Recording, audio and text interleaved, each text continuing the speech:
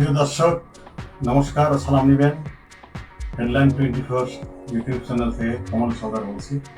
আবার আপনাদের সামনে চলে আসলাম সোশ্যাল মিডিয়ার ফটোকার্ড নিয়ে।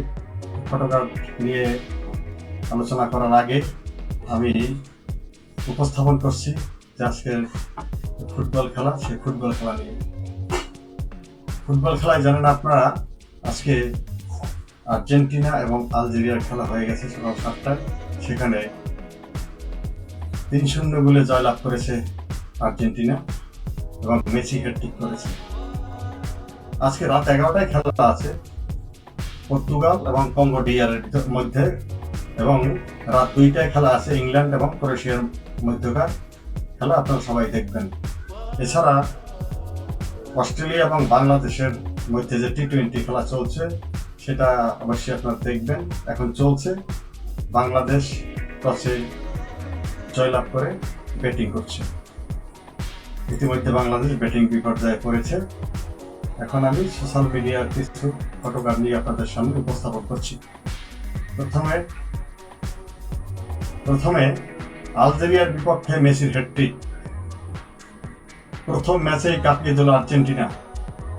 লক্ষ্মীপুরে স্কুলের হোস্টেলে ছাত্রের মৃত্যুর প্রতিবাদে বিক্ষোভ ভাঙচুর। আজ মৌলভীবাজার যাচ্ছেন প্রধানমন্ত্রী, দুপুরে জনসভা। ইন্টারপোলের প্রতিনিধিদের বেনজিরের মামলার তথ্য উপাত্ত দিয়েছে দুদক। মহাখালী, সায়দাবাদ, গুলিস্তান ও গাবতলী বাস টার্মিনাল এখনই সরছে না। প্রতিশোধের মানসিকতা থেকে বেরিয়ে আসার আহ্বান প্রধানমন্ত্রী। আদালতের নির্দেশনার আলোকে গণমাধ্যমে ফ্যাসিবাদী শক্তির প্রচার অবিলম্বে নিষিদ্ধ করতে হবে। যারা বিভিন্নভাবে ফ্যাসিবাদীদের পক্ষে জনসমর্থন ও সম্মতি তৈরির চেষ্টা করছে, সেই তথাকথিত সুশীল ও দালাল চক্রকেও জবাবদিহি ও বিচারের আওতায় আনতে হবে, বলেছেন নাহিদ ইসলাম, আহ্বায়ক এনসিপি। এরপরে নীলফামারী 4 আসনে জামায়াতের এমপি হাফেজ আব্দুল মুনতাকিম বলেছেন, তার বাবা দাদা সহ বংশে 47 জন শহীদ মুক্তিযোদ্ধা, অথচ হলফনামার তথ্য অনুযায়ী তিনি জন্মগ্রহণ করেছেন 1981 সালে। মানে বাবার মৃত্যুর 10 বছর পর তিনি জন্মগ্রহণ করেছেন।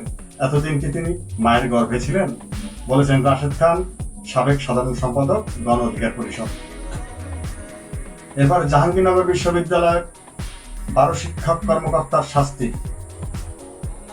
তারপরে যুক্তরাষ্ট্র না থাকলে ইসরায়েল থাকতো না, আর আমি না থাকলেও ইসরায়েল থাকতো না, কারণ আমি যা করেছি তা করতে অন্য কোনো প্রেসিডেন্ট প্রস্তুত ছিলেন না। নেতানিয়াহুর সঙ্গে আমার খুব ভালো সম্পর্ক রয়েছে, তবে এখন লেবাননের বিষয়ে বিবিকে আরও দায়িত্বশীল হতে হবে, ডোনাল্ড ট্রাম্প, মার্কিন প্রেসিডেন্ট। ভাঙা থেকে পায়রা পর্যন্ত রেল লাইন নির্মাণে সহায়তা করতে চায় চীন, কোরিয়া। জুনের 14 দিনে রেমিট্যান্স এসেছে $154 কোটি। জনগণের দাবি সংবিধানের সংস্কার, জামায়াতের আমির। এতক্ষণ আমরা পাঠ করেছিলাম ইন্ডিপেন্ডেন্ট নিউজের ফটোকার্ড। এবারে আমরা ডেইলি ইত্তেফাকের কিছু ফটোকার্ড আপনাদের সামনে উপস্থাপন করব। যুক্তরাষ্ট্র ইরানের মধ্যে চলমান শান্তি আলোচনার পরবর্তী ধাপ আরো কঠিন হবে। প্রধানমন্ত্রীর অনুষ্ঠানস্থলে জয় বাংলা, জয় বঙ্গবন্ধু স্লোগান, যুবক আটক। লিওনেল মেসির হ্যাটট্রিকে জয় দিয়ে বিশ্বকাপ শুরু আর্জেন্টিনার। ক্রসফায়ারে 2 হত্যা, হাসানাত আবদুল্লাহ সহ 4 জনের বিচার শুরু আজ। দুপুরের মধ্যে 10 জেলায় ঝড় বৃষ্টির আশঙ্কা। চুক্তি অনুযায়ী ইরান কোনোদিন পরমাণু অস্ত্র পাবে না, Trump.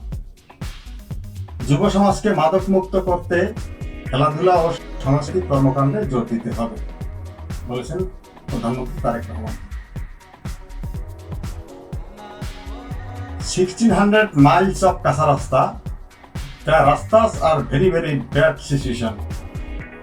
This is due to দুর্নীতি that we have seen from previous regime. They have literally looted the country.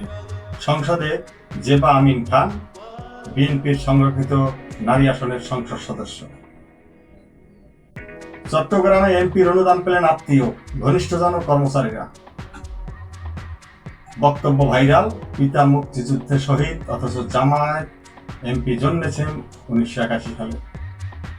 ধর্ষণ মামলার সেই অভিযুক্ত শিবির নেতা জিসান কারাগারে। আজ মৌলভীবাজারে যাচ্ছেন প্রধানমন্ত্রী তারেক রহমান। দিল্লি থেকে ফিরে আসা ইনস্ট্যান্ট প্রতিবাদ ছিল উপদেষ্টা জাহেদ।